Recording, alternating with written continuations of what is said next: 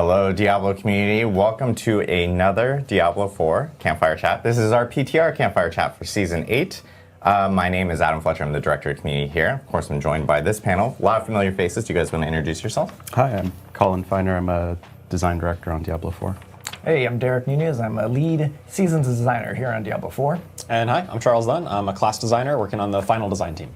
Awesome. And we're also joined by Ruben Marquez, aka Bloodshed. He's actually behind the scenes. He'll be playing through some gameplay that we're going to be showing off here in a little bit. Oh, there he is. He's saying hi, waving. We'll see more of him here in a little bit with maybe not Marak dancing more. We got to see a good minute and a half of him before the stream actually started.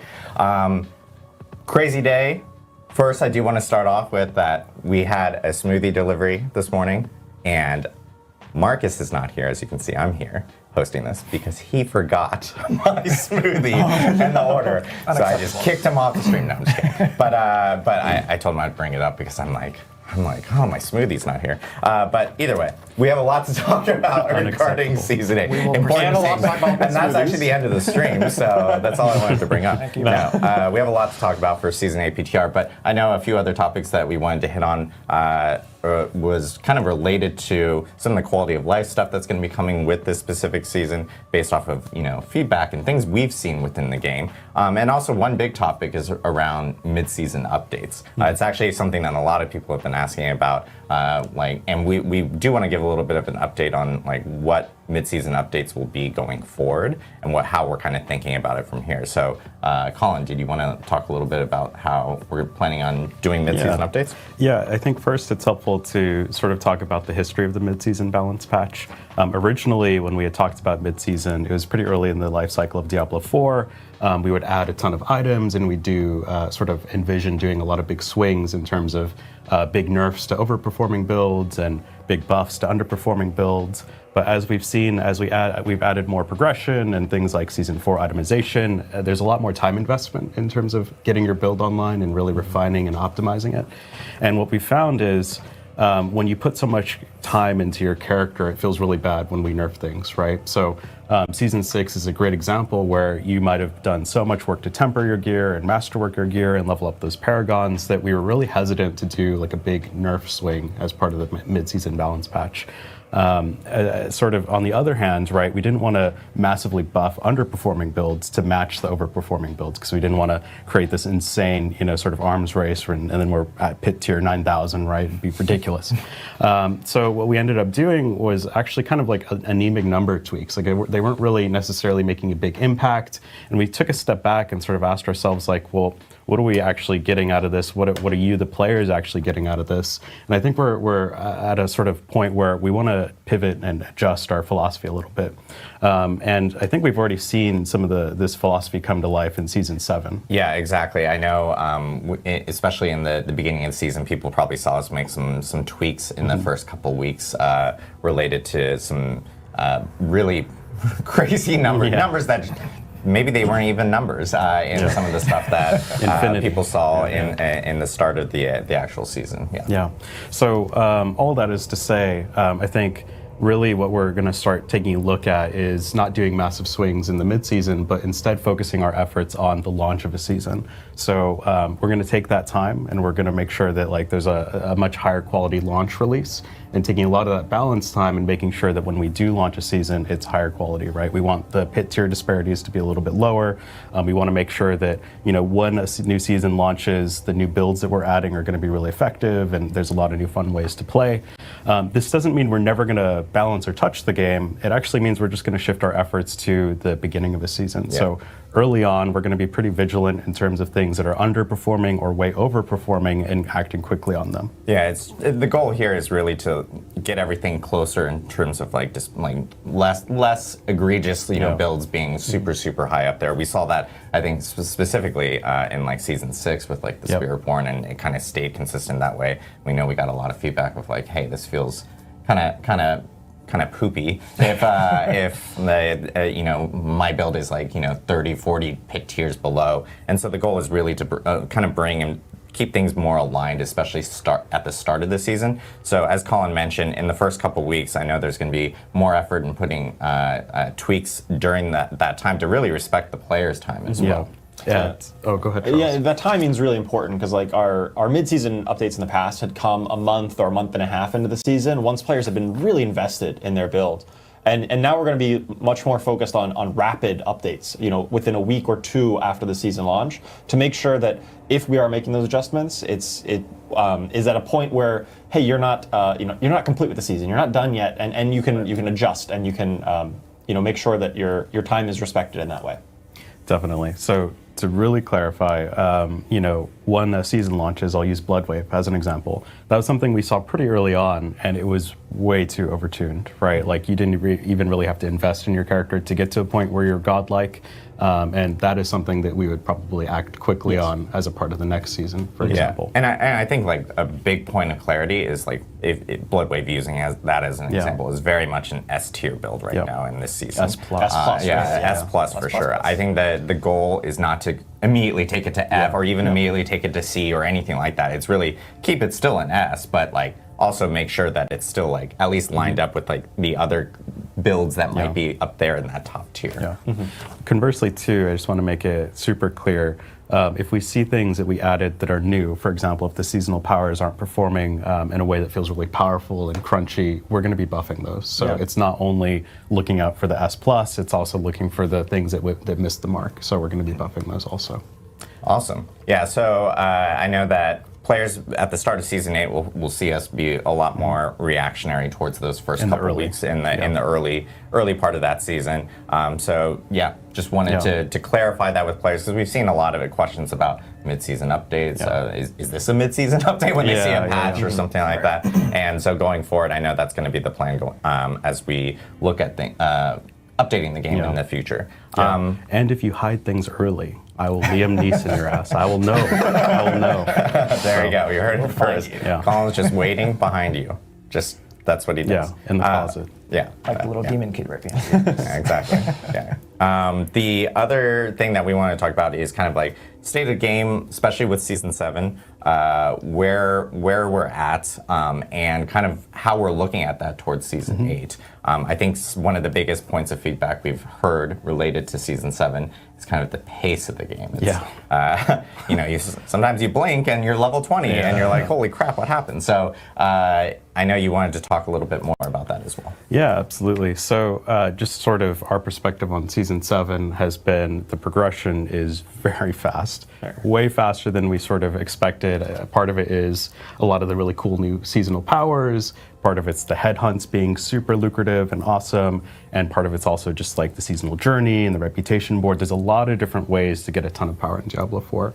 And what we've seen is compared to Season 6, which had a lot of positive feedback as part of our revamped progression model, is that a lot of that has sort of gone down the drain in terms of how fast players are chewing through some of the content. So we actually have a graph that we could look at. I apologize, this is terrible, but I just pulled it from the our sort of stat page. It's not the greatest. But this is a picture of Season 6. You can see on the y-axis here, it was taking roughly people around 15 to 17 hours on average to get to max level. We felt like that was a pretty good journey, right? Part of Diablo is that sort of zero to hero journey, and part of what's fun about leveling is you start to sort of form a build and find a lot of different pieces early on when you're still forming your character, where customization is really fun, right? You're not necessarily locked into a build. So we felt like that was a pretty good clip for hitting max level. It's on average, right? So you could either go faster or slower depending on sort of how much of a blaster you are. So we felt like that was a pretty good average, especially with difficulty tiers and your ability to sort of go faster or slower based on your pacing. And let's go to Season 7 now. And it nearly doubled. So you can see that it was taking about 9 hours on average, which is kind of insane, right? Again, this is the average. So if you're like a Wudijo of the world, it's probably more like 2 hours or like 30 minutes. And that was something that we definitely feel like has sort of missed the mark in terms of that initial journey. So we are going to be making some changes just to adjust for a lot of the seasonal power and things like that. We're not going to necessarily nerf the power of the seasonal power. We still want you to feel powerful, but we are going to essentially take a look at the 1 to 25 experience and just smooth that out a little bit, which is going to essentially make the leveling experience a little bit closer to Season 6. So it is going to be a slower from 1 to 25, but one thing we've done to sort of compensate that is we've taken a look at the itemization. We don't like that rares and sort of magic items immediately disappear after the first 5 minutes of the game. Yeah, I think you kind of get to that point like we were talking about. If you get to like level 20, you blink and you're level 20, and then at the same time you blink and you're like, blues and yellows. I only look at oranges now, or like what's this other color? So I know that we have some changes that you wanted to talk about. Yeah, and again, like a lot of this is in the spirit of making sure that zero to hero journey is really satisfying, right? That's what makes it so awesome when playing Diablo, is that sort of I start with nothing and become a god, right? So we are taking a look at the itemization so that it doesn't just feel like a slog from 1 to 25. What we're going to be doing is, I'm going to jump actually into the legendaries really quick because it's really important, a really important part of this. The other thing that was contributing to this leveling pace was that players are getting a legendary every 3 to 4 minutes, and that's from 1 to 60. That's not just in the end game. And it just felt like legendary item quality was just too prevalent across the leveling journey. You didn't have, you sort of hit max level, there was no journey to assembling your build, you just had everything as part of the Codex of Power. So we're also reducing the legendary rate from leveling. We're not really touching the end game legendary drop rates, but from leveling we are adjusting that. And to compensate that, to jump back into the magic and rares. We're making it so that magics can have up to 2 affixes. So sometimes you're going to find, from your 1 to 25 journey, a pretty good magic item. It might actually be better than a rare, for example, because it might have dropped earlier for you. It might have higher eye power. And then we're also making it so that rares can sometimes have up to 3 affixes. And what that means is, when you get a drop at level 35 from a Whisper Cache, right now, in Season 7, it feels terrible when you don't get a legendary item because you just know that it's just not even worth looking at, right? But now that rare items can have up to 3 affixes, that means that you might have a really good imprintable base. It means all the rares that drop across the game from 1 to 60 could actually be pretty great gear for you, especially with all of our crafting options. So we think that this helps smooth out the 1 to 60 journey. I will caveat that the rare quality is not the best at max level still. It's going to be a lower eye power, so you're not going to have to filter through a bunch of rares at max level. We're not going to go back to pre-season 4. We think this is this sort of smoothing out of the leveling curve, taking a look at the magic rarities or the item qualities is just going to make the experience feel a lot more rewarding and satisfying as you go through these levels. And then I know some of the other items we've been talking about have been like a little bit of that torment progression. We've seen drastic differences between like Season 6 to Season 7, and it's something I know we're making tweaks to. Yeah. So the other half of Diablo is obviously the max level endgame, right? And we've heard a ton of feedback that it just feels like a weekend game right now. You can just blast through all the torment tiers. There's nothing that's really satisfying about it. There's nothing to work towards just because you're just getting so much power so frequently and just really crushing this content. So what we've done here is, if we go to the slide, we've actually given, let me jump into some of the stats here because I think it's really interesting. A lot of people got to Torment 4 very quickly. So on average, it was taking players around 15 hours to get to Torment 4. That's like roughly double how quickly it took in Season 6, which is kind of insane. Again, it's the culmination of seasonal powers and all this crazy stuff going on. And the other part of it is that 50% of players were actually hitting Torment 4. And just from a philosophy standpoint, we really want whatever the hardest Torment tier is, in this case Torment 4, to be aspirational. And to us, that means around 10%. That means that, if you're really Johnny Badass, you need to be in the top 10% of players to actually get there. And it's not hitting the mark. So what we're going to do is make some adjustments. So Torment 1 is now going to start at pit tier 10, which means we've effectively added 10 pit tiers to the pit because now Torment 1 starts earlier.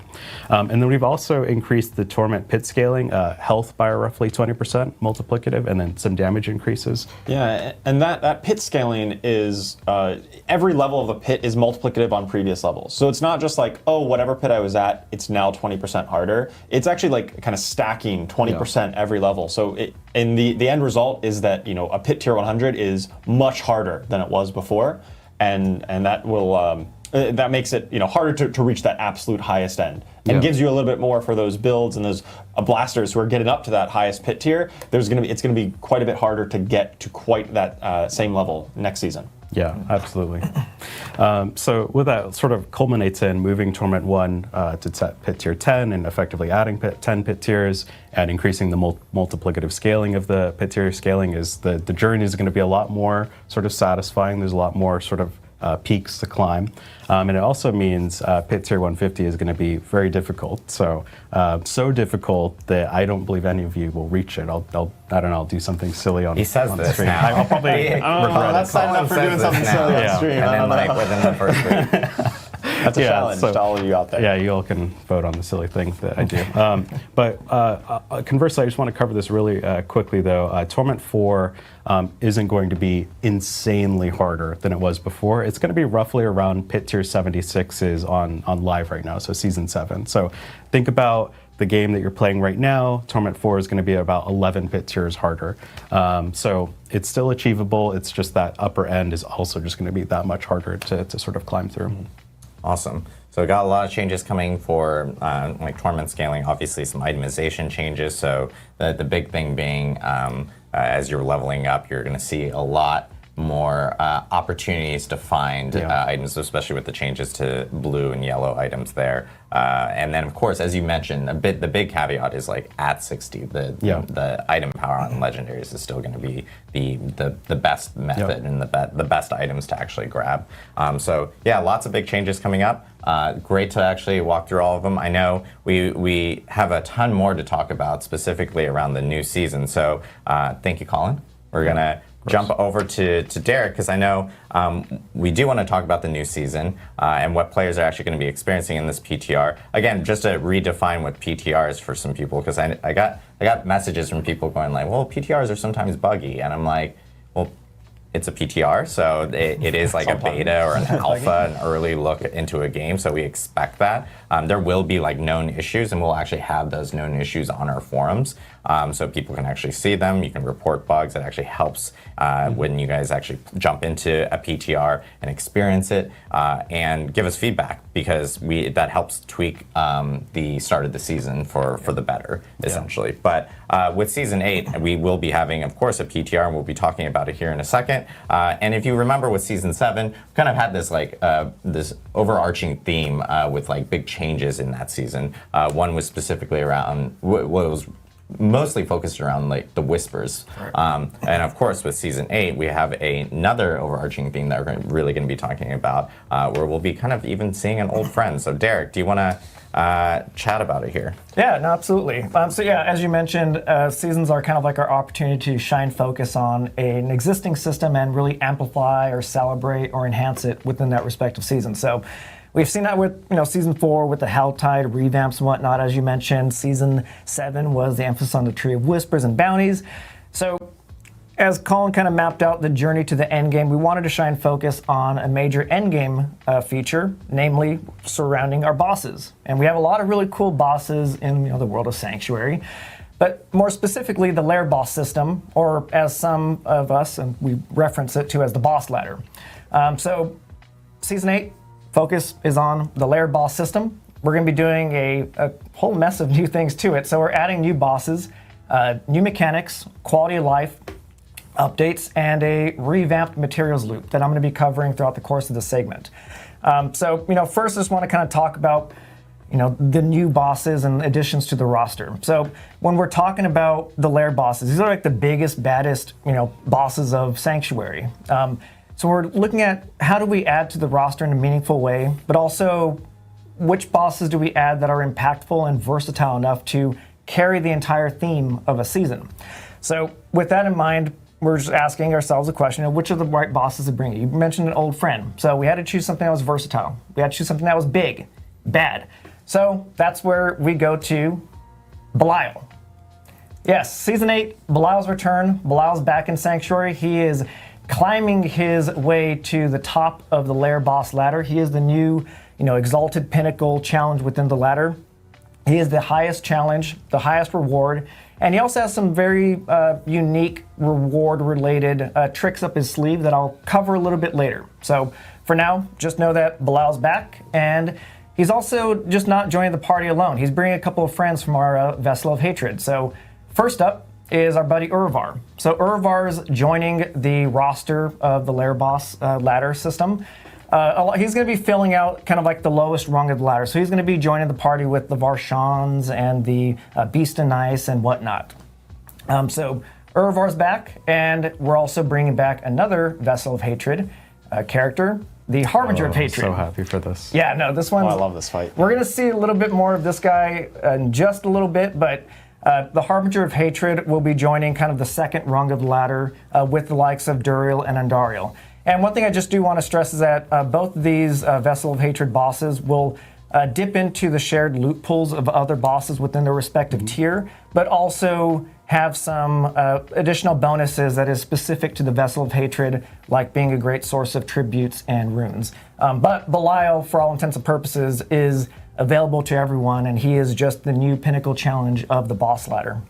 So you're saying even harder than Duriel and Andariel right now. He's going to be harder, more rewarding than even those. Absolutely, yes. Oh, wonderful. Yeah, Okay, Belial, New top tier. yeah, new top tier. Belial, Lord of Lies, he does not mess around. And I'm really excited about this because I think this is going to pair really well with the sort of leveling journey in the tournament progression where we're making things a little bit more aspirational, a little bit more challenging. It's really like a return to the heart of the Diablo experience, right? Sort of leveling from nothing and taking on these huge big bads to claim their loot. Yeah, no, absolutely. I think that's kind of like the inherent cool thing about the lair boss ladder system is that you start with like the initiate level floor, you take those on, you graduate to the next level, and then now you have kind of Belial just always there looming over you. Yeah. That's kind of like the aspirational, yes, I get to go fight him now.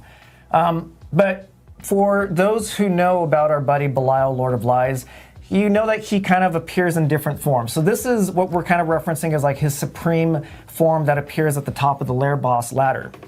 But he also has his, I guess, smaller, more agile, compact form. I like to affectionately refer to him as Baby Belial, but this is Belial in his more compact form. And throughout the course of the season, or I guess just the lair boss mechanics, he's going to be popping up all over the place. But I'm really excited about this version of Belial's new role in the lair boss ladder system in the sense that defeating and looting any of the lair bosses has a small % chance to initiate a surprise ambush from Belial himself.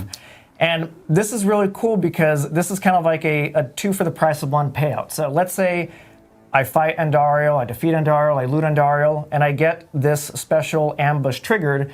And if I defeat Belial, I'll get a double payout of Andariel's loot. So I got the loot from Andariel, and I get another payout of Andariel's loot from defeating Belial himself. So That's huge. It's a really exciting kind of just like injection of some fun novel mechanics within the lair boss system that we're doing over and over and over again. So again, really excited about this update. And again, in the spirit of teasing kind of the rewards relationship and connection that Belial has, this version of Belial has a very special connection to his larger supreme form in the lair boss ladder that I'll touch upon a little bit later. A lot of teasing that I'm kind of just setting up. There's a lot to go over. And then we're going to lie to everybody. Yeah, We're just gonna- kidding. Yeah, we're like, As yeah, part we're of the like, theme. Belial's actually not here. This is a lie. Yeah. Yeah. So that was that. That was the the Belial ambushes. But I also want to talk about some additional major sweeping updates that's coming in with just the system as a whole. And I want to talk about the summoning materials. As we know, the way that the system currently functions is, you go do activities, you get summoning items, you go visit the boss, and you plop them in, you summon the boss, and then, that's kind of just a flow. So when we're looking at the lair boss system, we don't just look about ways that we can add to it. We also look about opportunities to resolve or reduce some frictions, or just areas for improvement that we can have with it. Since it's a very mature system, we get a lot of feedback that we diligently ingest and talk about and whatnot on our team. So when it came to the summoning materials, we identified a couple of key points of, I guess, friction that players are currently having with it. One is, since you have to ante up your summoning materials just to summon the boss, it's kind of a feels bad moment when you realize that you just wasted, X number of materials to find out that you can't defeat Duriel. Like, okay, that's wasted materials, back to the loop, maybe I'll fight him another week or two, depending how fast you are. And it's just generally not a great feeling for myself or for players and whatnot. Yeah, I definitely have run into this where it's like, I'm only going to fight the boss when I can guaranteed win against it. Right. So you never actually. And how do you know that too? Until how do you know? trial and error. Like you never really have that like actual fun fight with the boss where you're like, oh, am I going to lose or not? Because it's like, well, I'm just not going to risk it. Yeah, I've had at times where I'm like, I don't know if my build's quite ready, so I'll try to fight a boss. And then I'm like, oh, this is really tough. Like I die a couple times, and I'm like, do I really want to keep like retrying it? Yeah. Because like, well, I've already invested. I'm kind of committed. So with this new way, I don't need to invest those right up front. I can just go and fight them right away and see how strong I am without risking the materials. Yeah. So we're going to cover like the specificities of the new system and how it all works in a little bit. But the other kind of pain point that we identified with the current system is also just in regards to like the party play. I think my little earpiece is coming out of my ear. There you go. Now it's a common theme on this. Yeah. The earpiece just pops out all the time. We do it live here. So the other element is like just the party play, right? Yeah. And as much as we want to kind of like entrust in our fellow man and whatnot and engage in the boss rotations and whatnot, we have seen, some areas of friction where certain players don't engage in the boss rotations and they don't submit their materials. Like no one watching the stream would ever be guilty of this, but that does happen. It's shocking, but it does happen. Belial was on the other side of the computer. It's like, I'll definitely pay the next rotation. And then they leave and they take all their stuff. So that was another kind of area of friction that we experienced with the current summoning materials. So I think that's kind of enough of a preface just to set the tone for where the system is going now that we're introducing in Season 8. So what are we doing? I don't know. Let's find out. All right, so lair keys. So summoning materials are effectively being repurposed in their roles as a new item called lair keys. And what lair keys do, well, I'll just start with this, is since there's no more summoning materials, that just means that effectively all lair bosses are free to summon. So if you're not sure if you're ready to take on a Varshan or a Duriel, just go visit them. Kind of use them as a bit of a training dummy to see if you can actually, take them on. But what lair keys now do is they grant access to the defeated boss's hoard or their treasure chest that they drop. So now I'll just walk you through kind of the new flow. Imagine this with me. So you enter Duriel's lair. You walk up to his altar and you just click the altar to summon him. Again, no cost to you. You fight Duriel, you defeat him, out pops his hoard, and now the Shards of Agony, which is now the lair key, you use that to open his hoard and get all the oodles of loot that you went to go visit him to do. And these work like Helltide chests, so you have to pay in order to get the loot, and the only loot the loot comes from the person who pays. Yeah, that's a very important distinction, is that now every member in the party needs to have the appropriate type and quantity of the lair keys to access the loot in the hoard. And you can still trade your keys with friends and things like that. If you have 9999, Duriel mats, you can split them in half and give them to your buddies to open the chest. Yeah, absolutely. Sharing is caring in the system here. And then, of course, if you're really lucky, you'll get a Belial ambush and you can get double loot. Yeah, there you go.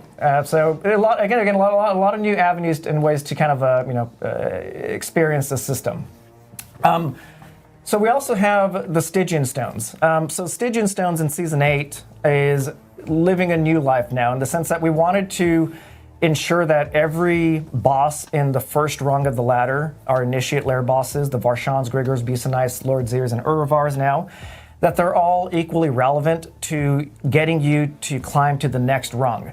So in addition to, you can take a screenshot of this chart here. I won't try and walk through the entire thing, but now Stygian Stones is a drop that can drop from any of the initiate lair boss tier here, and you can crush them into your lair key of choice for the second rung of the lair bosses. So let's say I fight Grigor, I get a Stygian Stone, and I want to go fight Andariel. I can just crush that into some Andariel keys, and again, just giving a little bit more flexibility in how players actually engage and progress through the lair boss ladder. Again, as we know, all roads lead to Belial, Lord of Lies, the top of the pinnacle of the ladder at the end. Ooh, there's a lot. All right, final thing here is the item bloat reduction. So again, with this new system, we're consolidating all the lair keys to one lair key type per boss. So no more kind of managing two different materials and so I have enough material, I have 2 of these, 5 of these. It's just one material per boss. We're increasing the item stacking of these to 99, again, to cut down on some of that bloat. And one of my personal favorites here is that we're also normalizing the counts of required lair keys per boss rank. So all the initiate tiered bosses, they require the same quantity of their respective keys. So too the degraders and whatnot. So again, it's just cutting down on the total mental math and memory that is kind of affecting the, on-ramping enjoyment of the current system. Yeah, and Andariel only needs one material, for example, as part of this. Yeah, absolutely. So you can see in this chart here, Pincushion Doll, Shard of Agony, or the Stygian Stone is kind of the wild card that you can crush to any one of them. So Let's say if Andaro needed 4 pincushion dolls, you have 3 of them, but you have 1 Stygian stone, you can crush that into a pincushion doll and go get Andaro's hoard. All right, that was a pretty big overview and a lot of talking in charts, but I want to take the time to throw it over to Ruben and behind the scenes here and kind of just get into just what this all looks like as part of just the in-game flow.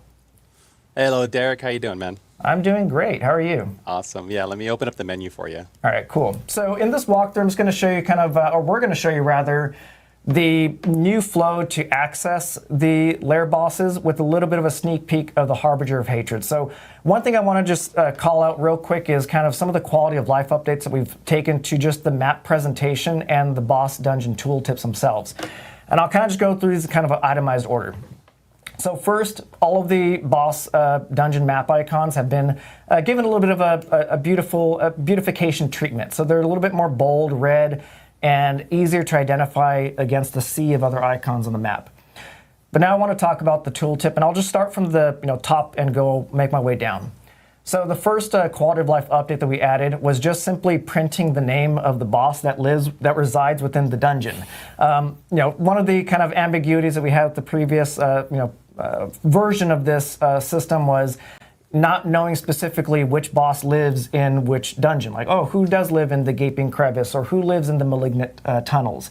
So now you can see here that the Harbinger of Hatred lives in the Harbinger's Den. This is probably not the best example, because who else would live in the Harbinger's Den? Wow. He technically does live in every single one of them. You don't know where he's at. But yeah, so you can see here now, we print the name of the lair boss that lives in the dungeon for a little bit easier find. Inside of the main body description, we also just give a little bit more guidance and information on what the value of defeating this boss is, and directing players to the fact that they are a source of ancestral and mythic unique items. The last 2 updates here are some of my favorites of this, is that we also display now the required items that you need to access the lair boss's hoard. If you recall the previous iteration, that was not apparent to you, so you would kind of like waste the time traveling to the boss just to find out that, oh, I have 3 or 4 Abhorrence Hearts, so I can't fight the boss yet. So we wanted to, again, just smoothen out the access and onboarding to the feature. And I think my absolute favorite update of all this is, you see at the bottom, we now have the ability to travel directly into the dungeon directly from the map. So again, no more teleporting to the nearest waypoint. We just pop directly in and just get into it. And we have Ruben loading into here, and I think this is a great time to just outline. I've talked about the new bosses, I've talked about new mechanics, but we have a collection of really great existing lair bosses. Mm-hmm. And one thing that we wanted to take as an opportunity within the season was to also enhance every other lair boss that exists within the system. So every lair boss is getting a bit of a difficulty spike and new mechanics to, again, freshen up the fights that we've been knowing and love. So if you fought the Varshans or the Duriels or even the Liliths over and over and over again, all this is in the PTR, so definitely worth checking them out again to see what's changed and how much different their experience is. Yeah, Duriel has some messed up surprises. Yeah, Duriel eats you. Why did you spoil it? It's definitely worth checking out the mechanics.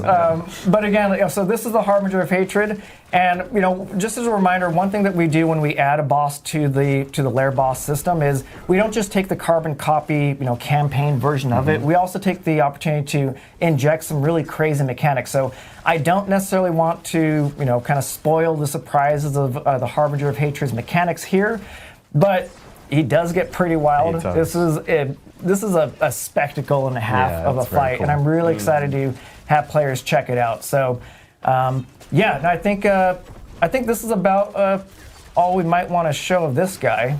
Yeah, we probably won't go into it. We don't want to spoil all the mechanics and everything. Even though we're kind of also spoiling a little bit of like a rogue build. Keen-eyed amongst you might have noticed some interesting things on Rogue, which I'll get to in a bit. Yes. It's spoil or it's teasing to maintain teasing everyone along here. But yeah, so now that was a sneak peek at the Harbinger of Hatred. We just talked about, again, in case you missed it, all lair bosses are getting a boost in both their performance and just the mechanics that they have. Yep. But let's, we fast forwarded past, the Harbinger of Hatred's fight. So let's imagine a world that, we fought through the whole thing, we killed him, and let's show off now what to expect from the Horde loop flow. So we have some footage here with this very shiny chest. Very shiny chest. So we have 4 abhorrence hearts, and now we can open up the chest. Again, each one of us needs to have it. And I mentioned that Belial has a chance to surprise ambush you after opening any Horde. And here you go. Look at this. This is meant to be a relatively rare occurrence. But this is the magic of pre-recorded footage. We can make the impossible happen. And in this case, again, painting the full picture of the scenario, you defeated the Harbinger of Hatred, you got the Horde, you opened it, you got Baby Belial, you killed him, and now you get another Double proc the loot, of, double the loot, double the fun. Yeah, double the loot of what you just essentially got. Which is With the one-time payment of the lair keys that you deposited. So, it really is, kind of a 2-for-1 sale that Belial has for you. And if you noticed, you might have seen, we did keep a bonus for party play. So while you do have to pay to get the chest and open up the Horde, we kept a bonus chance for loot. So we love that people enjoy fighting the bosses as parties, and we know that that's a fun social experience in Diablo. So what we've done is the Hordes themselves will have bonus chances for loot when you are in a party. And that does scale with party members. Yep, no, absolutely. So a lot of loot everywhere to give. And on the topic, at the very top, I teased that Belial had a very special kind of role in the reward structure, different from every other boss. So defeating the ambush version of Belial is not just lucrative in the sense that it's a double payout. He is also the sole source of the lair keys that you need to access his supreme form at the top of the ladder, the supreme form's Horde. So I want to show off now the supreme Belial's very green chest here. So you can see here, it doesn't open up right away. I have some options. So the really cool thing about the Supreme Belial's Horde is that you can set it to mimic the reward drops of any other existing lair boss. So let's say if you are trying to do Duriel runs to get the special stuff that he has, and you can set your Belial to drop the Duriel loot, and he will do so at an enhanced rate. So it's even better than if you just went to go fight Duriel specifically.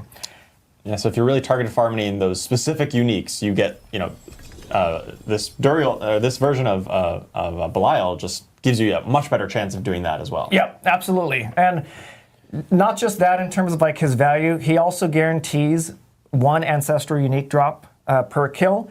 And he's also a really great source of the Infernal Compasses. So, if you want to, empower your Infernal Horde runs and whatnot, it's never a waste of time to go visit the Belial Supreme at the top of the ladder here. Yeah, and this is in Torment 2, and it all scales with Torment. So Exactly, the higher yeah. the Torment, the more loot you'll get. what we're seeing in this footage is just Torment 2. So obviously, like Torment 4, you would get more loot out of it because it's a much more difficult challenge at Torment. It is much for more. sure. Yeah, so it scales with the Torment tiers, and also if we were in a party in this example here, we'd get even more chances of great stuff out of it as well. That's exactly right.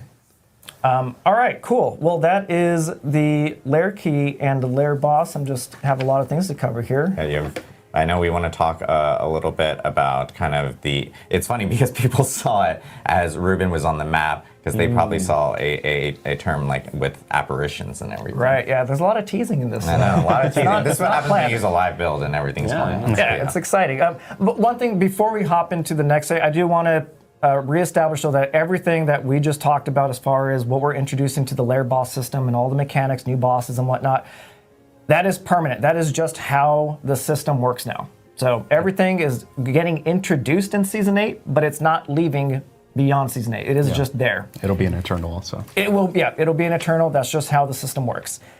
What the next segment, though, is all the seasonal specific stuff. So again, as Adam mentioned, you might have seen some apparition incursion things pop up. So let's get into the first kind of seasonal related content here. Oh, the top says lair boss. Okay. Anyways, we do it live. Apparition incursions.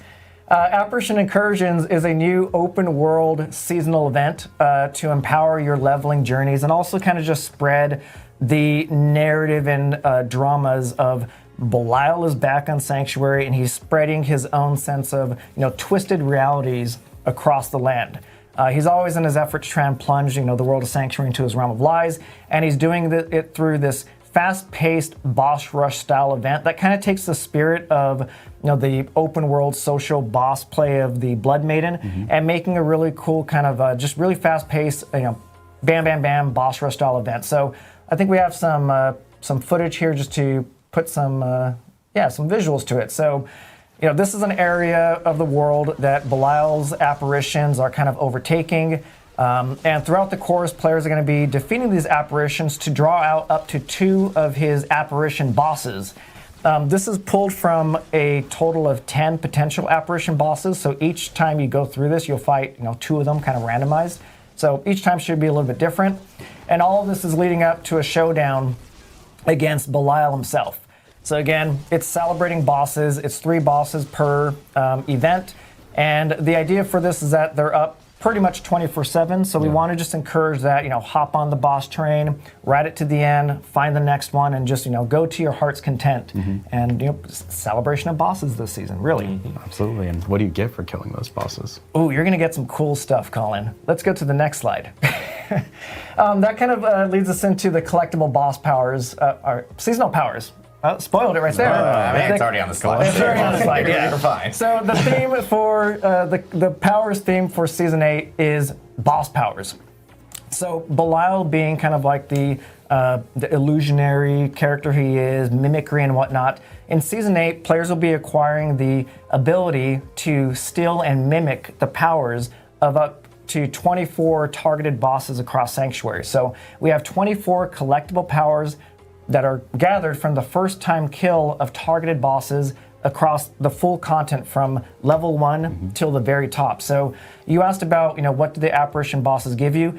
They're, aside from the loot and all that stuff, they're also your first source of your first 10 boss powers that make up the magic tiers you can kind of see in this little chart here.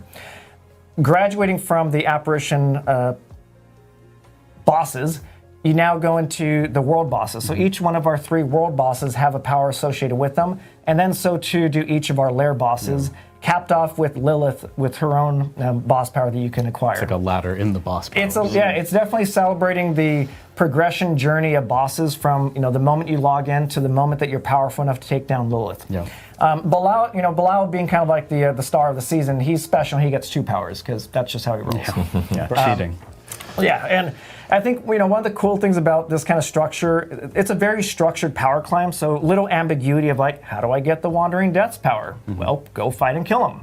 It's just that nice little structured journey that kind of is a nice little stamp collection just to reward each kind of a tier of progression that you make across your leveling and endgame journeys. But that's not just the coolest part of it, in my opinion here, is that it's also just how the powers work this season. So you can see that we have 4 slots, the top slot and 3 little kind of like supporting slots. So the really cool thing is that each one of these powers have 2 sides to them that activate depending on which power slot you put them in. So you can have up to one main you can have up to 1 power slot into your main power slots, or you can have up to 3 powers slot into your modifier slots.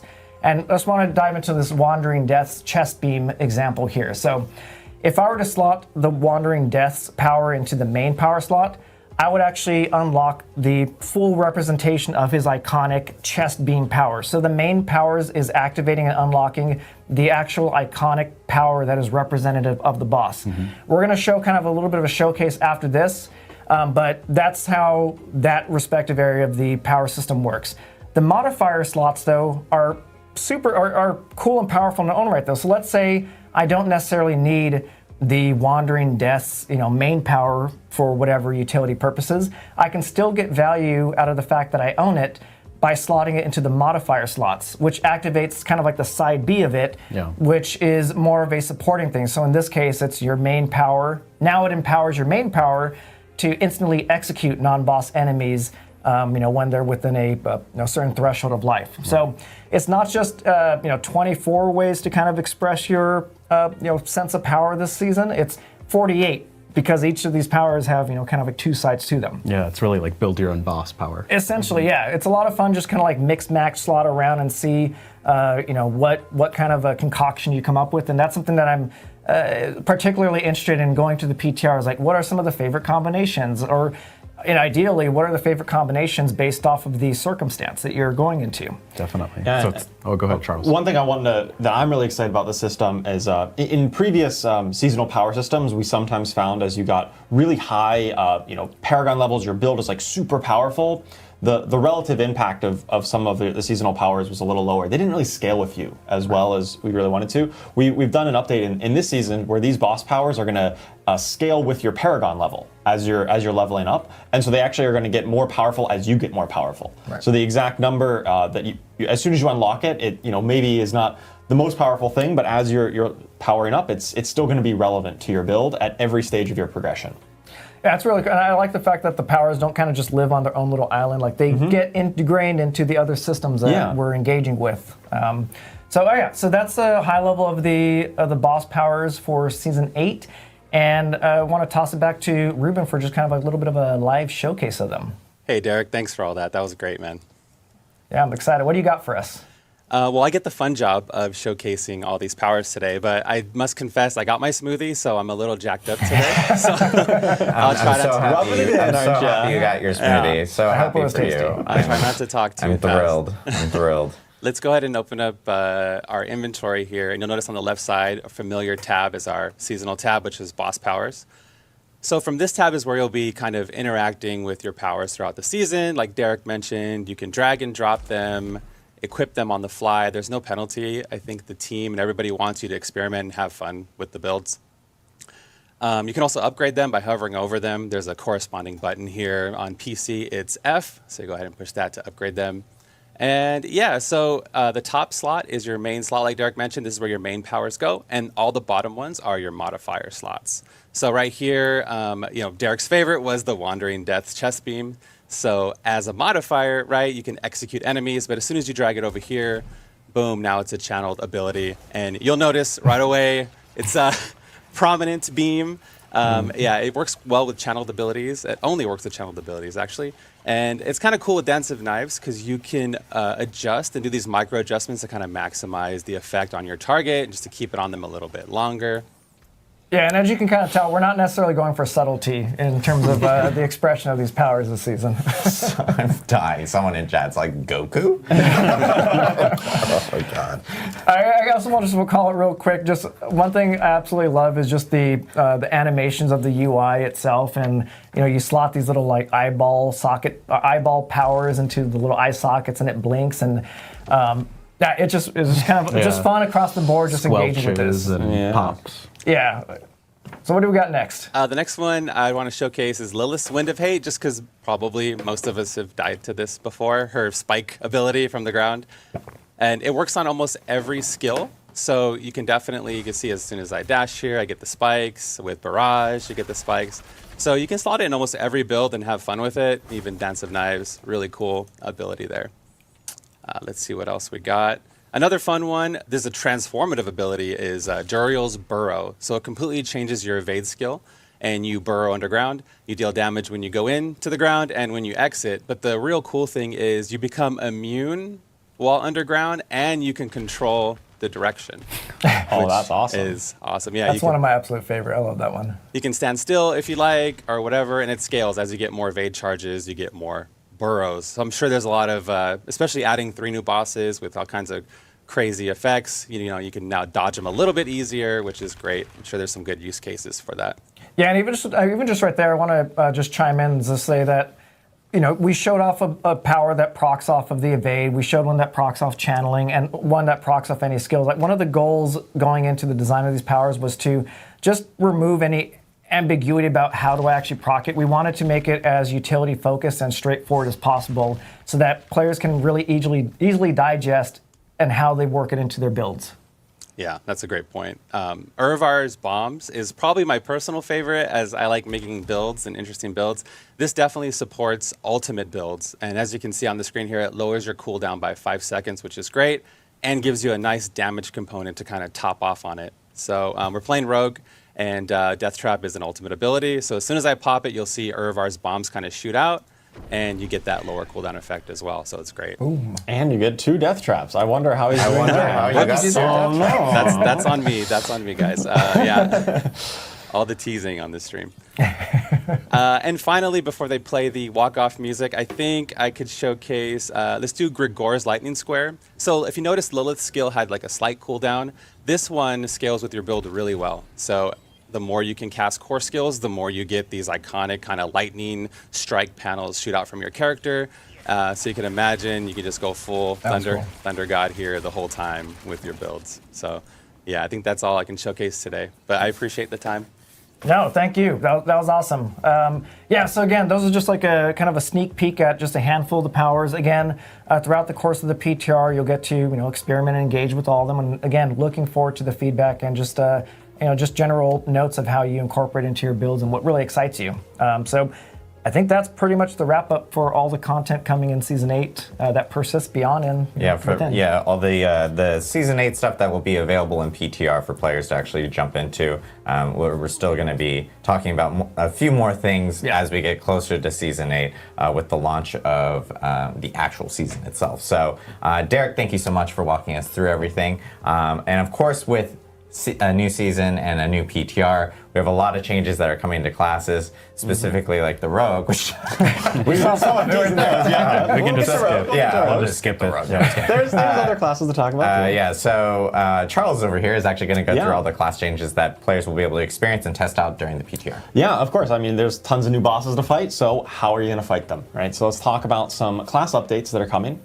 First, I want to talk about some updates that are going to affect all classes in some way. These are kind of a bit more generic updates.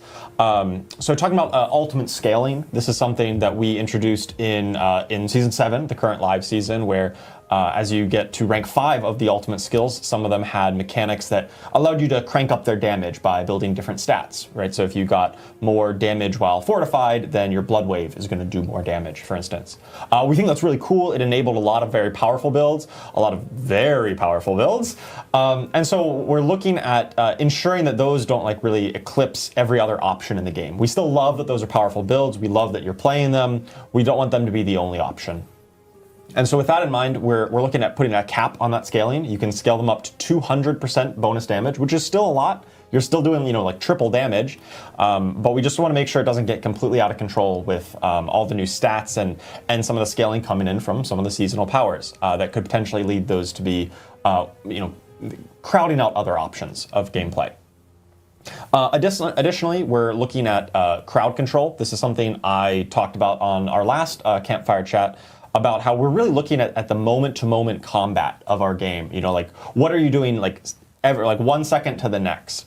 And one thing that came up a lot was sometimes enemies just randomly get crowd controlled. They randomly are frozen or stunned, and a lot of this comes from some of the what we call incidental crowd control, as in lucky hit crowd control effects, or anything that involves not I pressed a button, now they're stunned, right?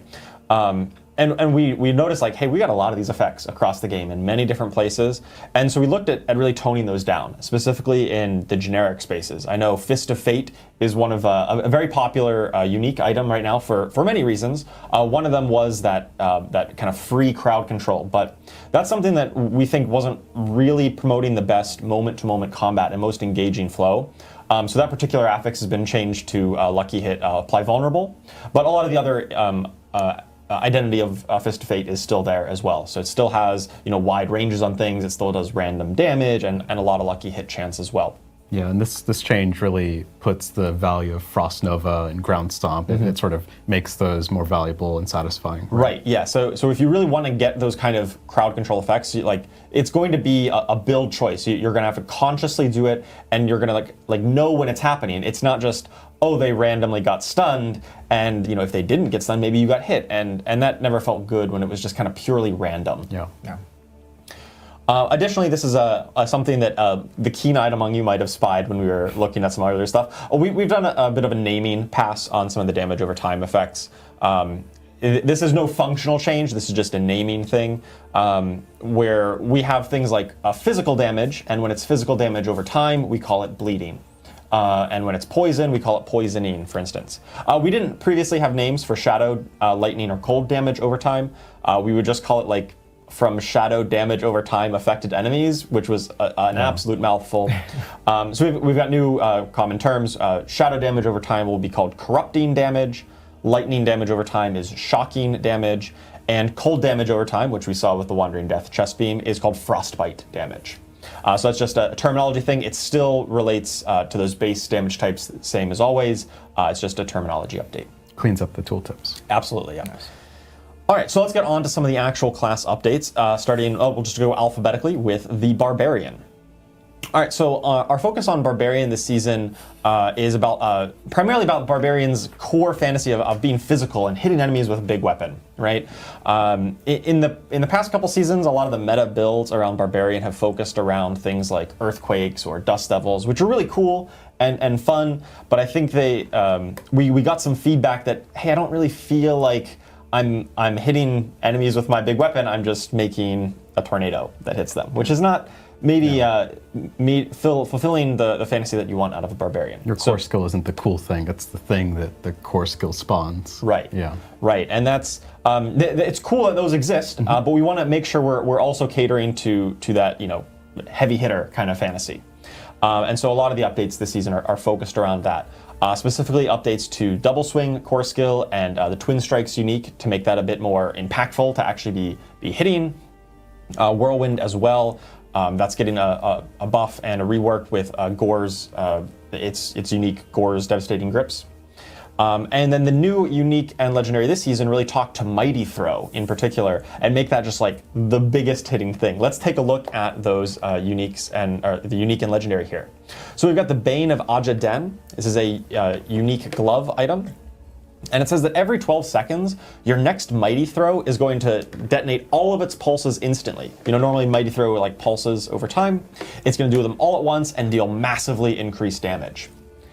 And that's going to pair up very well with the new legendary aspect of Delayed Extinction, which causes both Mighty Throw and Steel Grasp to gain multiplicative bonus damage rather than cooldown from cooldown reduction. So if you've got cooldown reduction on your gear or on the Bane of Ajaden, for instance, that's not going to actually reduce the cooldown, it's going to be a multiplicative scalar for these skills.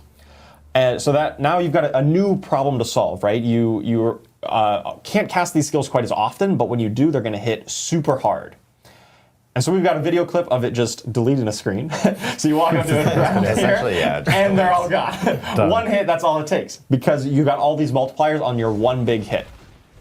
But of course, because it doesn't benefit from cooldown reduction, that cooldown is going to be pretty much locked at that 12-second mark. And so you're going to have to find some other way to kind of fill the gap in there, and you've got a new challenge for your build to overcome. I'm hoping to see like Belial get decked by this. I think it is possible that you're gonna melt some bosses with some really big hits. It's a great finishing move. Oh yeah. All right, let's take a look at the Druid. So for the Druid, I want to talk a little bit about one of the meta builds right now revolves around Cataclysm and kind of snapshotting issues that come up with that. And so for those of you who don't know what snapshotting basically means is for Cataclysm, which is one of their ultimate skills that has a duration. So you press the button, it summons a storm around you that lasts for some amount of time. And if you get a lot of that cooldown reduction and you can cast Cataclysm a second time before the first one expires, currently on the live game, the second cast of Cataclysm will keep all of the bonuses and like bonus damage effects or guaranteed overpowers or whatever that was affecting the first one. And that was definitely not intended. That is not how we wanted that to work. We didn't want bonuses from one cast kind of instance to carry over to the next cast. Now this can only happen in situations where you get that lot of cooldown, but it was kind of promoting this gameplay where it's very feast or famine. If you successfully kind of snapshot all the buffs, this build is insanely powerful. And if you mess it up or you don't get the snapshot quite right, you're actually really weak. And that led to unintuitive gameplay and this really big divide between the best and the optimal and like kind of the average normal case scenario. So we're addressing that where we don't really want to promote that between two different cast snapshotting. Yeah, we don't like snapshotting in general. Right, yeah, the kind of snapshotting where you are persisting things between different cast instances or equipping gear and then unequipping it to maintain a bonus, those are snapshotting things that we don't think it promotes healthy gameplay. It's unintuitive in a lot of cases. You need to read a guide and follow an exact checklist to do it. That's not something that we think is good for the game. There are some cases where,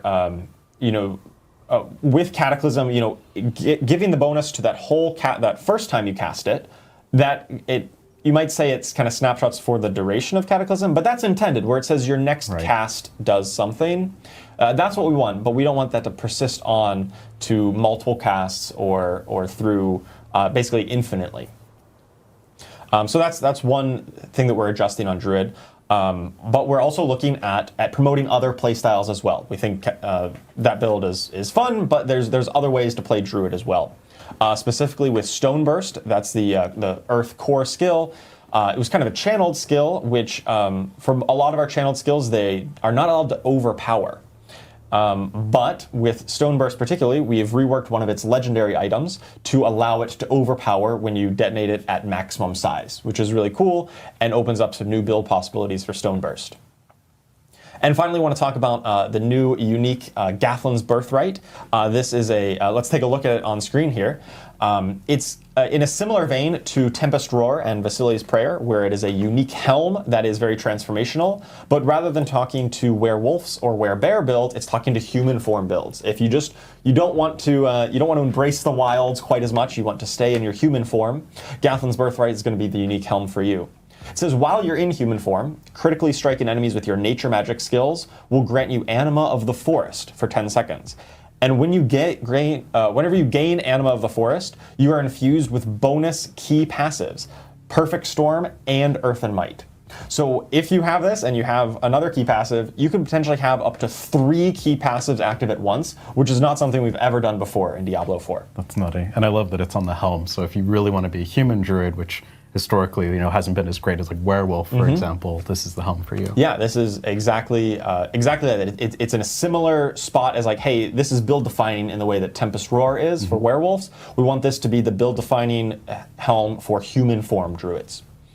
Additionally, aspect of Impending Deluge that empowers your Storm Strike, which is probably pretty useful with this human form nature magic build, which will cause your Storm Strike to deal more and also increase damage that they take from your other skills for a time.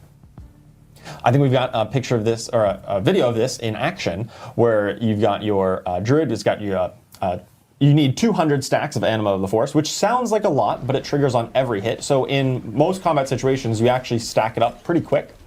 And see, once you get this online, you're going to be empowered with Earth and Might, and with Perfect Storm, and with Nature's Fury.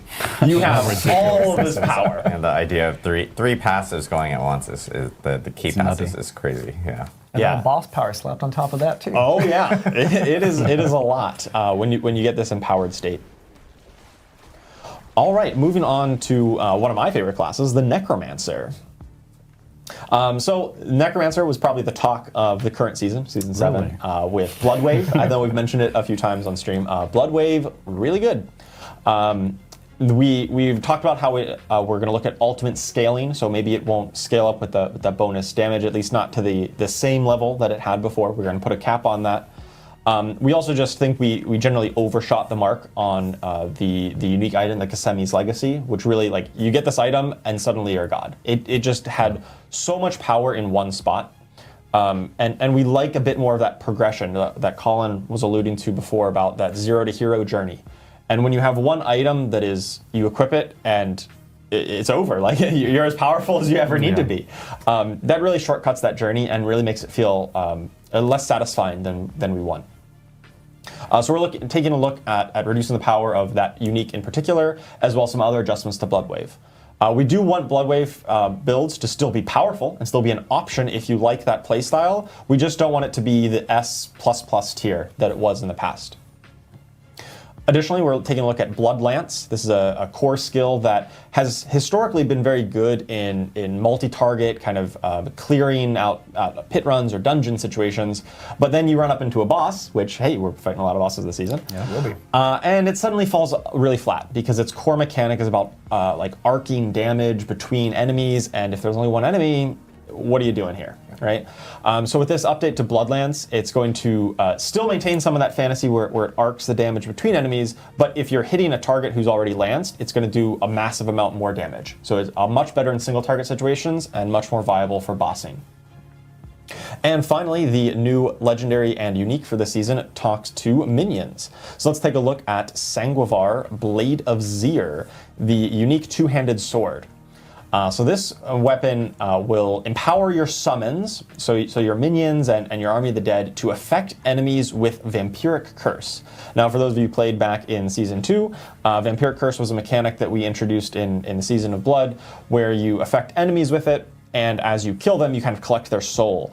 And then you can unleash these souls. They kind of run out from you and explode, and it's a really satisfying moment. And we put that on a handful of legendary aspects, but now all of your summons will affect enemies with Vampiric Curse. And you can unleash them with Army of the Dead. And when you do that, the souls from Vampiric Curse and Army of the Dead itself will deal massively increased damage, scaling with how many souls you've collected. It's huge. I love Minion Necro. It's like my favorite one. Oh yeah. This is really cool for Army of the Dead and Minion Necro to just really be that impactful moment of summoning an army of skeletons to just eviscerate the enemies. And additionally, aspect of service and sacrifice. I love playing with this one. This one feels so good to play. Your skeleton warriors explode on death, dealing a massive chunk of physical damage to surrounding enemies. And to help make sure they die, they lose 25% life per second while in combat. So you're going to be needing to resummon them quite often, but when you do, hey, it's good because they're going to be detonating for this massive chunk at the end.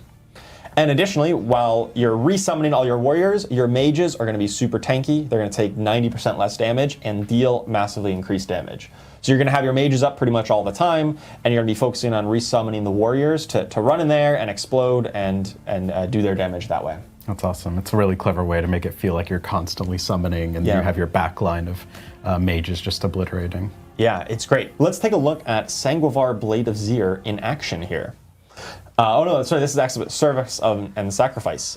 So you've got your skeleton warriors, the skirmishers, they run up there. And then here's Blade of Zir, right? You get all those like skeleton warriors running out when you activate Army of the Dead. You just get the normal ones that are running around, but then they all you unleash a stream of them straight from you with the Sanguivar. Really impactful ultimate skill there. Yeah, Army of the Dead is just so underutilized, so I'm so happy to see it come back into the fold. It's great.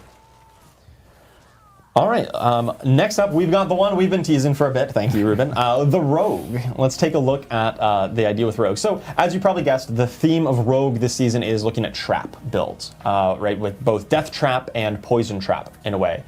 Historically, Poison Trap has been kind of underrepresented. Death Trap builds have been quite popular, pretty powerful, and a lot of fun to play. Poison Trap kind of fell by the wayside a little bit. It had a number of issues that we're looking to address this season to really promote Poison Trap as a viable standalone build. And what we were seeing from Ruben was the Scoundrel's Leather rework. Now this is a unique chest item that's been in the game for a while. It was about traps in the past. We've done a rework this season where when you cast a trap, or rather every 10 seconds when you cast the trap, you're going to get a bonus Death Trap. So you could cast Poison Trap or Caltrops, or Death Trap itself, and then you get a second Death Trap. And when you actually cast the Death Trap active button, you're going to kind of jump or teleport to that position, so you can just instantly get into the fray there. Oh, that's cool. Yeah, so rogues are all about mobility and jumping around the battlefield and doing that kind of thing. This is just another tool in their arsenal to really jump in, put the Death Trap down, which groups up some enemies, and then they're ready for you to slaughter there. But let's take a look at the new items that talk to Poison Trap specifically. The Bands of Icarus Rose, these are unique gloves that says your Poison Trap, which normally has a 9-second duration, it's always going to do its full damage over 3 seconds instead. So it's much shorter duration, but higher DPS. And it's always going to benefit from all of its upgrades. You know, that enhancement and those modifications, you just get all of them. You don't need to put skill points in. And normally the two choices are mutually exclusive. You get both with these. And they're going to be even more powerful. Additionally, Poison Trap will now also benefit from your combo points if you're using those.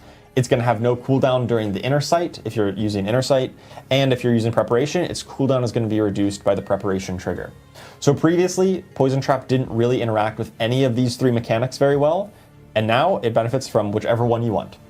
That's so cool. So it really makes it more like a core skill, something I can work into my rotation. Oh yeah. You're going to be wanting to use this very often with this unique. And then the aspect of contamination, as many builds that focus around poison on rogue often want to build critical strike damage, because that's really good with the poison imbuement. Poison trap now also can scale up with some critical strike chance. So with aspect of contamination, it unleashes a poison burst when it detonates, like kind of initial upfront hit. And then if that burst critically strikes, which, if you build in a lot of crit chance, it probably will, or if you hit a lot of enemies, then you're going to deal increased poison damage for a duration, which will of course increase the rest of the duration of the poison trap. And this is probably my favorite clip here. Let's get a clip of this one. Right, so you apply poison trap, which it's going to throw 2 of them out. And one of its upgrades knocks down enemies, and because it's increased, it knocks them down for quite a while, and so they just take a little nap in your poison traps. I don't recommend it, but hey, if they do, they take a ton of poison damage. I love the knockdown animation of this kind of enemy. Yeah, so good. This guy just falls right down. Sit down. Lay down, I guess. His face is in it. Yeah. His face plants and then succumbs to the poison. It's awesome. All right, moving on, we've got our Sorceress. So the Sorceress class definitely is one of the ones currently on Season 7 that I think didn't have any of these real big outlier builds that we'd kind of talked about. Some of the highest highs come from like the Blood Necro or the Druid with the snapshotting Cataclysm. And I think I would definitely want to acknowledge that Sorceress maybe didn't have some of those real outliers this season, and they maybe felt like they were a bit behind of those. So as we talked about with other classes, we're definitely looking at bringing those outlier builds down a notch to bring them kind of back to the norm of some of the other builds, so they're not so far ahead. But for Sorceress, we're looking at improving some of the quality of life and some of the interactions between some of their mechanics, like crackling energy, meteors and meteorites, and making sure they scale well with the build. Like crackling energy will now have the shock skill tag, so if you're building up damage for shock skills or some of the other synergies there, those now interact with your crackling energy. And additionally, with meteor and meteorites, they're now going to be able to scale with each other's damage. Which helps builds just be a bit more cohesive and feel more robustly supported. That being said, I think where Sorceress has been in Season 7 is in terms of like its power progression and the relative strength of its builds amongst each other is more of the closer to the ideal state of where we envision all classes ending up. We recognize that they are kind of a bit lower than other classes in Season 7, but we're looking at bringing them up a little bit with improved quality of life and build options, and making sure that some of the outlier builds that's really skewing that perception are being brought to be to bring them close together. Yeah, and create some more harmony between the classes. Exactly. Yeah.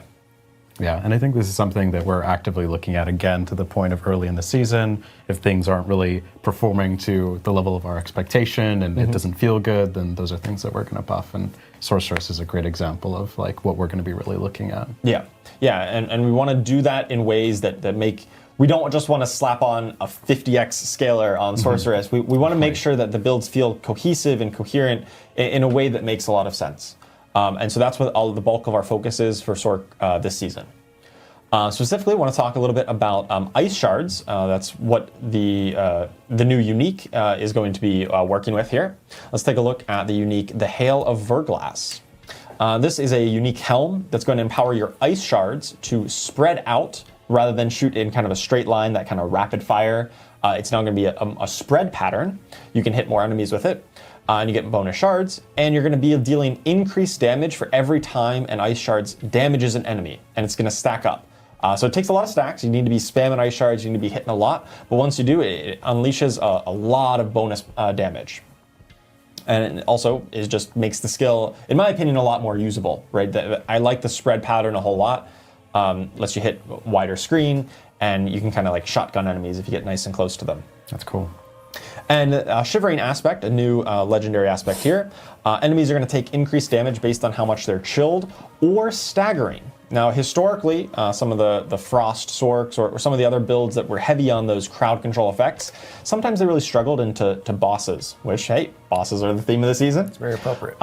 So we're making sure that some of these new effects that scale based on the crowd control effects also work against bosses. So this will kind of take how much stagger you've built up on the boss and also give you a bonus damage based on that. So we're really being cognizant of, hey, let's make sure this works in the situations you want it to. And it's not night and day, oh, I'm clearing trash mobs, and then I hit the boss, and you just feel so different. We want to make sure that's a bit smoother of an experience between the two ways of playing. All right, let's take a look at the Hail of Verglass with these new ice shards in action. Right, so they fire out pretty quick, they fire out in a nice spread, and you can clear through whole packs of skeletons with a single cast here. It's multi-shot. Oh yeah, Multi-shot with ice shards. Yeah. Oh yeah.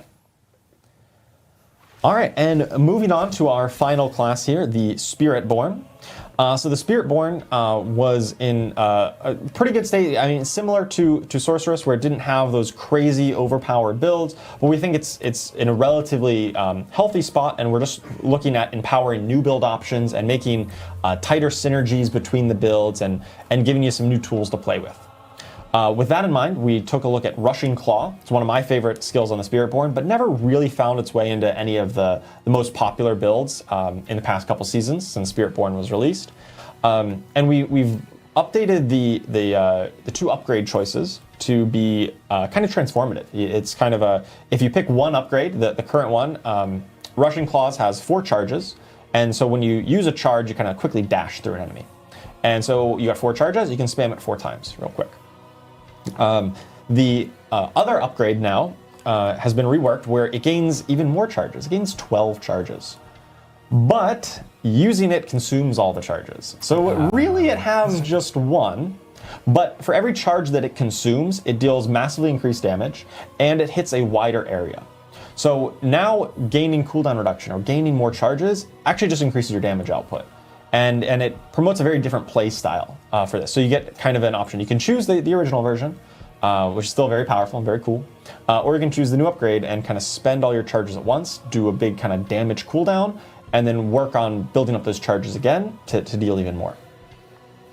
Additionally, we've looked at Storm Feathers and specifically how they interact with the new unique item, the Sunbird's Gorget, which I think we've got a picture of right here. So the Sunbird's Gorget is a new unique amulet. This really works to synergize with the Eagle and Jaguar builds. So it says picking up a Storm Feather, which you can create in many different ways, will form a firestorm around you for 8 seconds that deals fire damage. And every additional Storm Feather that you pick up is going to intensify this firestorm. It's going to make it grow in size up to a maximum, and then it's going to increase its damage output. For as many Storm Feathers as you can spawn, this firestorm is going to get more intense. But it only lasts for 8 seconds, so intensifying it or picking up more Storm Feathers, it's not going to extend the duration. So it's kind of locked to that 8-second duration, and then it'll reset. So you really want to collect as many Storm Feathers as possible in 8 seconds, and then it restarts. And also this Firestorm is considered an Eagle, Jaguar, and Storm Feather skill. So you got lots of options for how you want to increase this damage through your other talent choices or your itemization. You got lots of options for how to work this into a build in either Eagle or Jaguar or both.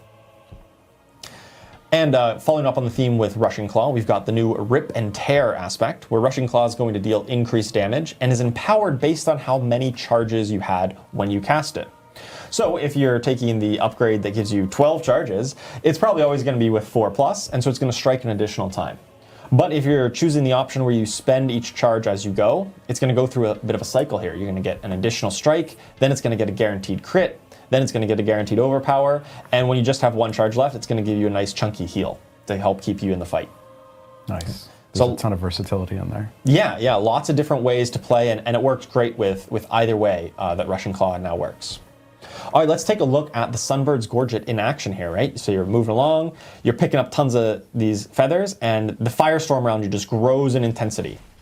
You got lots of different ways to scale it up, and it provides a nice kind of passive AoE around you as you're picking them up. And you're really going to want to make sure you're kind of thinking about exactly how your character is moving to make sure you're picking up as many of these storm feathers as possible to maximize your damage output.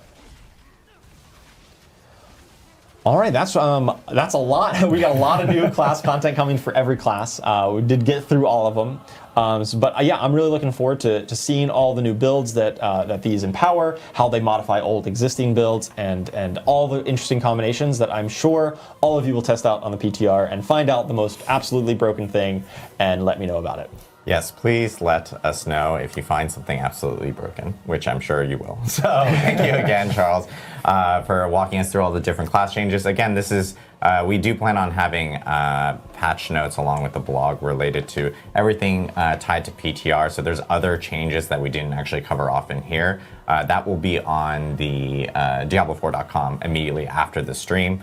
So everyone can actually check it out, inspect it, do their theory crafting and everything related to that. Of course, with PTR, we kind of want to know when PTR actually begins. PTR is starting next Tuesday, and this is, of course, PTR on PC Battle.net, so players will be able to jump in starting on the 11th, and it'll run for a week there. I will note that players actually will be able to also pre-download the PTR the day prior, so around Monday afternoon here in California. I translate that using some sort of time tool, that will be when players will be able to pre-download, so it'll be about a day beforehand. One thing to note is, of course, the boost vendor, Marak, will be available, which will be dancing in town for everyone. But one thing we did want to note is that the boosts themselves will be available probably 2 days after the PTR actually begins. The reason behind this is actually a little bit tied to how Season 7 performed.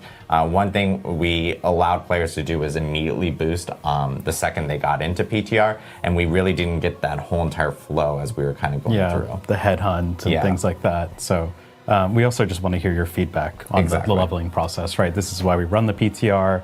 We really want to hear your thoughts on how the sort of more uniform leveling feels, how the legendary drop rates feel. So that is really valuable to us for launching a really awesome Season 8 Return of Belial. Yeah, and so after a couple days, Marak will be more than happy to take your Paragon levels to insane numbers. So PTR boosts will be available just a couple days after that. One other thing I do want to note is we will, of course, have our forums available and online for PTR. That is the best place to actually provide feedback. Of course, we do look in other places such as Reddit, Discord, etc. But I will say, like, the forums is kind of, we turn them on specifically, like a PTR section. So please put feedback in there, because we are constantly checking in there for any notes, feedback from players on that end. One other note is within the PTR, you guys may see a term called the reliquary that may just kind of pop up here and there, and we haven't talked about the reliquary, nor will the blog later today actually be talking about the reliquary. I will say that you guys will hear more about the reliquary before the start of Season 8 in itself, but for right now, ignore it. I don't know. Turn a blind eye. I don't know. But it is a rework of our battle pass system that we're doing. We're trying to. We've heard a lot of comments from players related to the battle pass. We're trying to make it a little bit more customizable for people, especially for rewards that they're looking for. So we'll have a detailed breakdown of what the reliquary is before Season 8. So looking forward to kind of sharing that before we actually kick off this season. And I know I have a lot. I'm trying to get through all my stuff. I know, it's like, I'm hungry. The last thing we did want to talk about is, I've gotten asked a million times about this, and I've even seen it in chat, and it's related to a roadmap for Diablo 4. And I will say that we are actively working on a roadmap that we can share with you all, which is great because it gives you and everyone a opportunity to kind of see more of like the future vision of what's coming for Diablo 4. We do plan on actually having this roadmap out before Season 8. So we're really excited to share it. So as soon as we actually do have that available, we of course you'll hear it everywhere. We will be on every single microphone and megaphone out there showcasing what the roadmap is. And you've probably seen roadmap. If you're curious, like what does a roadmap entail? You've probably seen some of our fellow teams here at Blizzard, such as like Diablo Immortal or like World of Warcraft. They've actually posted these more public-facing roadmaps, and that's something that we want to do here, so that you guys have that ability of being able to see what's coming out for Diablo 4 and more exciting news related to it. So I know we have Q&A. We want to jump into Q&A here really quickly. So if you guys do have any questions or anything, of course, we have our chat available on the Twitch link for Diablo. So feel free to jump in and ask any questions. I know we always queue it up with one question specifically. And do we have a question slide here? There we go. How does party play work with lair bosses? We kind of covered this a little bit, but I don't know if you guys want to go into specifically more details on this. Yeah, I can jump into that. So when you are fighting the lair bosses in a party and the horde spawns, when you open the horde, we essentially do a bonus chance for an extra drop based on the amount of party play. So if you're in a party of 4 and you open up that horde, it's going to guarantee an extra unique item. So it scales with the amount of parties or party members you have, and it's always a good time, when you get together with people. Awesome. I'm like, I'm so unprepared. All right, let me look through the questions here as people are dropping in questions. I have a team of people dropping questions to it. If you're ever wanting to know how we do this, we just have a Google Doc and we're copying and pasting questions from chat into there. So very high tech. Very high tech, like super high tech. Let's see, this is from Skulm TV. Any plans to place a blacksmith or vendor near the boss rooms to help people quickly salvage / clear inventory without having to go into town? I think this is something that we can definitely take away and consider, especially with the revamp flow. That's definitely something that's interesting. One thing that the revamp flow does, I will touch on, is the amount of chain bossing really requires you to have a lot more materials. If anything, sort of some philosophy here is that we've heard a lot of feedback that it feels mandatory to play some of these bosses in a party just because chain bossing is so lucrative. And we do expect some amount of the chain bossing to come down a little bit because a lot more of the resources are being consumed when opening those chests. So it's not a direct answer to your question. I think it's an interesting idea, but I do think the amount of chain bossing and required trips and flow breaks to go back to town from some of this bossing is going to come down a little bit, especially if you've been playing a ton of partying. Awesome. Question from Fan27, Q&A, or sorry, he wrote Diablo Q&A and I just read that out loud. Any chance we will have to redo strongholds and waypoints on every character every single season? I can answer that one too. Yeah, this is something I definitely experience. It's always a big pain in the ass where it's like, oh, there's some cool bounty or apparition incursion, but I have to go get the waypoint. It's something the team has been talking about. There's no concrete plans today, which I know is disappointing, but it's something we know is a problem and something we 100% want to tackle in the near future. Awesome. Jokums says, and this is actually a question that we were talking about that might actually come up, but would you consider adding the frog from Witch Powers in Season 7 as a permanent companion skill for druids? And at the moment I can say we're not for that specifically, but it is a thing that I think we didn't really clarify in regards to what from Season 7 is kind of for sure staying over. I will say the Witch Powers are most definitely something that aren't carrying over completely over to the future seasons. But one thing in regards to at least the Tree of Whispers is that we have a bunch of new NPCs there. We redid the layout there. Yep. That is made that as a hub that doesn't feel like I'm just going for the tree and I have to immediately leave. Right. It's made it as a all-encompassing place that you can most definitely tap into from that end. Yeah. Oh, go ahead, Charles. I can speak a bit to the seasonal powers. As we said, a lot of those witchcraft powers are specific to Season 7. That is true. They are not necessarily coming back in Season 8. But we do hear that feedback, right? I think they got a really positive reception. Yep. A lot of the poison frog, one of my favorites, the fire bats, and all kinds of the other things that are very visually flashy and just a lot of fun to play with. We hear that, and that definitely helps us to inform making future content. In the past, we've done that where we've taken some favorite seasonal mechanics, put them on items to return. I can't speak to any particular plans, but just know that we do hear this feedback, and it'll definitely help us to help craft content in the future. We got a lot of questions related to PTR because I know, as I mentioned, this is a PC BattleNet PTR, and there's a few people Kim from Canada.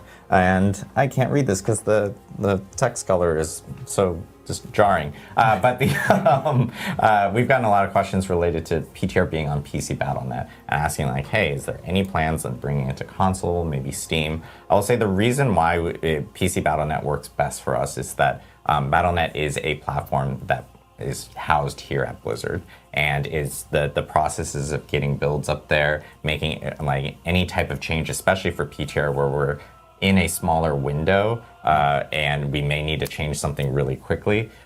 Just it gives us more flexibility and allows us to be able to change those things really, really smoothly. I know with other platforms and everything, there's more processes involved for good reason, because they have more checks and balances and everything.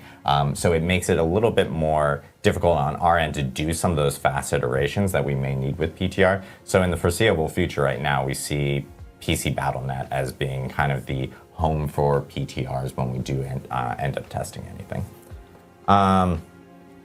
Question from, my computer's telling me to update. It's been telling me for weeks.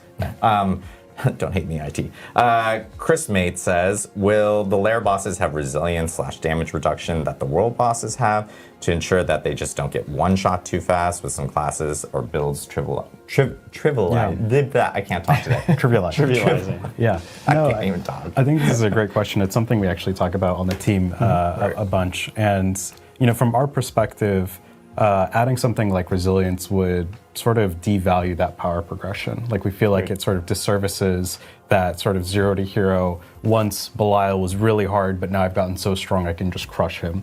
That said, we do think that the level of one-shotting bosses that has been happening is a little bit too much. There isn't enough of a journey to get to a point where I can just stomp on Varshan or I can stomp on the Penitent Knight.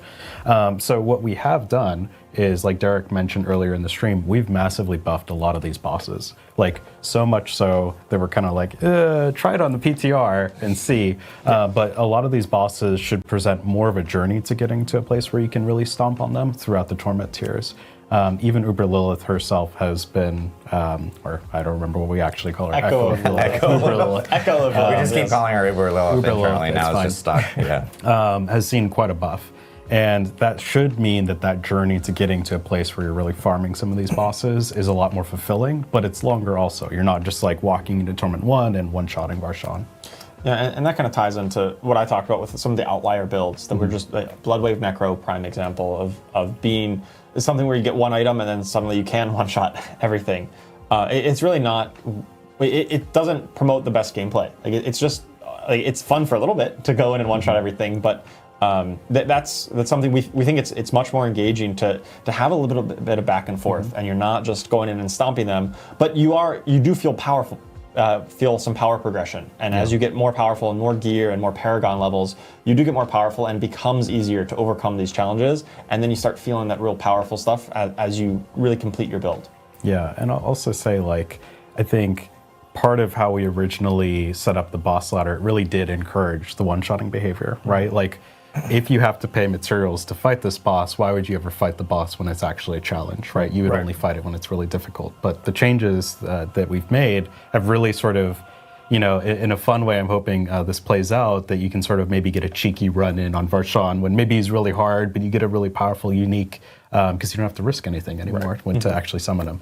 Yeah, I think it also kind of speaks to just the approach of injecting challenge across the lair bosses. Like we discussed, we could just do straight stat boosts and that would definitely resolve it, but within Season 8, the team took the extra opportunity to also just inject new mechanics and updated mechanics to the lair bosses across the board to introduce that hiked challenge, but in an interesting way that's just more fun, I guess, really, for us to enjoy.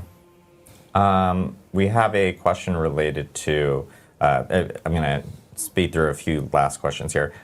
Lilith, will Lilith ever make a entry into maybe the boss layer system or anything? This is from Ganon North. Yeah, I think that's something that we've been thinking about, and like what's the right place and what's the right time for something like that. She's in an interesting spot now where she's kind of like the pinnacle of the season's journey a lot of times, and that's something that we can definitely think about, especially with this revamped flow of being able to summon the bosses. So we can definitely take that into consideration. That'd be a lot of fun. Quick question related to the Spiritborn. This is from the Schwab. Does the new Russian Claw aspect power give you all the previous bonuses at 4+ charges, or just the extra cast? It's just the extra one. So so if you're casting it at 4 or more charges, it only hits an extra time. It does not get guaranteed crit or overpower or heal you. It's you kind of either progress through one benefit at a time, or you just get the 4+ if you're using the new upgrade. I'm going to do 2 quick last questions. I will end on the one that everyone's asking. I see it in chat. Don't worry. In regards to, I lost it. There it is. From Mid Central Vowel, at what point will you start maybe potentially removing uniques that have proven to be not that useful? Or do you guys feel like uniques are feeling bloated in the current setup? I think I actually feel like we don't necessarily have enough uniques in terms of speaking to every skill. Like, I think that's something that you see with the poison trap and you see with ice shards. That is sort of why we have the boss ladder, to give you more deterministic, or maybe not deterministic, but targeted ways to find some of the uniques you're looking for. This lets us have a lot of different uniques, but things that you actually have to target. The other thing I'll just say too is, like, part of the game is random items and figuring out how to assemble a build out of the random items. So, like, we don't want to get to a place where I just sort of log into Diablo and I get all the uniques I want, and then I'm sort of done with the game, and it's just sort of this linear deterministic track through getting the pieces that you want. But that said, like, we're always sort of listening to the feedback, and if it does start to feel like where I'm just constantly sifting through things I don't care about, those are things that we can absolutely take a look at. Yeah, and I think on the design side, when we're looking at unique designs, I think there are still some spots in the game, like with Poison Trap this season, where there were some skills or some play styles that had had some threads there, but it wasn't really a complete and cohesive build, and still require a bit more support. So we're still going to be looking for those opportunities to support builds or play styles that we think are interesting and fun with new uniques every season. But additionally, we are also taking a look at kind of the catalog of uniques we have in the game. So a good example on Rogue, again, is the Scoundrel's Leather this season. That was an item that was sometimes played, but not often for its actual unique effect. For some of its affixes, actually, it was pretty powerful. But its unique effect was pretty lackluster, and so we've done just a whole rework on it. We said, hey, what's the identity of this? Well, it's talking to Death Trap builds in a way, but in a way that wasn't super compelling. And so we said, well, let's kind of scrap that existing effect, and how can we better support that? Let's take another try at this. So that's one way that we're going to look at, to find those underused uniques that really maybe don't find a home. We're going to constantly be reevaluating them and seeing how we can kind of plus them up and make them achieve the potential and fulfill that build niche that they were intended to do in the first place. All right, I'm going to end it with the last question, because everyone's asking this related to aspirational content. Are there more plans for that? Things like whether it's potential leaderboards to more like end-game type of features and stuff. Where are we in regards to some of that? Yeah, I'll say the team absolutely, this is top of mind and something that we absolutely want to improve in terms of adding more milestones for you to reach, more satisfying and more rewarding milestones, and celebrating those milestones. So the team is actively sort of looking at what are ways that we can level up some of the aspirational feel of the game. I'll also say, just in Season 8, again, a lot of the torment tiers and bosses have really been leveled up. And I'll say, again, the pit has been pretty massively buffed. So there are some tuning changes we've made just to make the game, the pieces that we have today, a little bit more aspirational and challenging and satisfying to overcome. We really think Season 7 was a fun candy rush, and it was a sugar rush, sort of like the smoothies everyone's binge drinking behind the scenes. Not everyone. Not everyone. Okay. Yeah. Only the important people note behind now the that screen. says that it got delivered midstream. Okay. Wow. Yeah, Marcus redeemed. Yeah, but Season 7 was really fast, and we do think when the game reaches that state of where just nothing really, you have to work for it, and it's just really fast, and it's over in a weekend, totally, there's not enough things to work towards. So we are sort of taking an approach, again, with some of the balance changes to make some of the game feel a little bit more aspirational, and it's a focus for our team going forward. Yeah, I will say we've had conversations about this, I feel like, almost weekly. Colin and I talk about it a whole lot. I know there's a lot of discussions happening, and a lot of people thinking about that specifically from that end. So huge shout out And thanks to you guys for jumping in, and to Ruben, of course, for jumping into the build and running through everything. Again, PTR is going to be starting next Tuesday. You can early download on PC Battle.net starting Monday afternoon, California time. And we will have a blog and patch notes and everything available for people to check out immediately after this stream. Really looking forward to everyone jumping in, testing out the new boss layer system, of course, the new powers that are associated with it, all the class changes, and all the quality of life stuff that we talked about with in terms of like the leveling journey as you're going up within this new season. So really looking forward to everyone jumping in. Please make sure to take advantage of giving us your feedback on the forums or Reddit or Discord, other places. We're going to be most definitely checking it out starting all next week. So thank you guys again. We have March of the Goblins, which is currently going on in Diablo 4, and we have a D2R ladder reset tonight. So if you're a big D2R person, feel free to jump in. It's always a fun time. We will see you guys in the PTR next week, and really appreciate it. Thanks all. Thanks everyone.